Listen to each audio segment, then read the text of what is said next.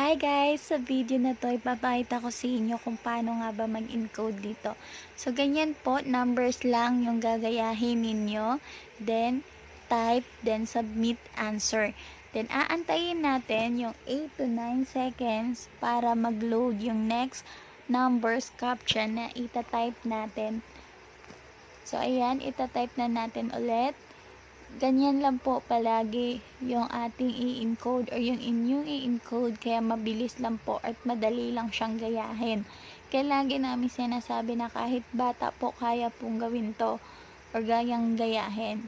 So sa bawat batch, meron itong 30 captcha na kailangan ninyong tapusin para kumita kayo ng points. Kapag natapos nyo na yung 30 captcha or 1 batch, doon makaka-earn ka na ng points na around 200 to 350 points. So, huwag kayong mag-alala dahil kahit may time interval naman po ito, ay only naman po yung pag-i-encode niya at walang oras. So, anytime, kung gusto mong mag-encode, nandyan lang siya at kahit anong araw, andyan lang din po siya. At kung sakali mang magkamali kayo, wala pong problema yon, hindi po kayo mababand, okay? So, kahit magkamali ka ng paulit-ulit, okay lang din talaga siya. Hindi naman maaapektuhan yung inyong account.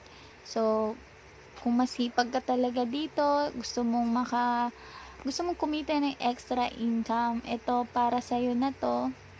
Kasi kahit hindi naman ganun kalaki, basta masipag ka dito, sure payout ka kahit wala kang maipasok na invite.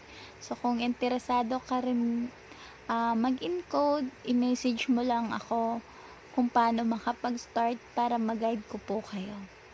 So, ganyan lang po hanggang sa matapos yung isang batch. Maraming salamat!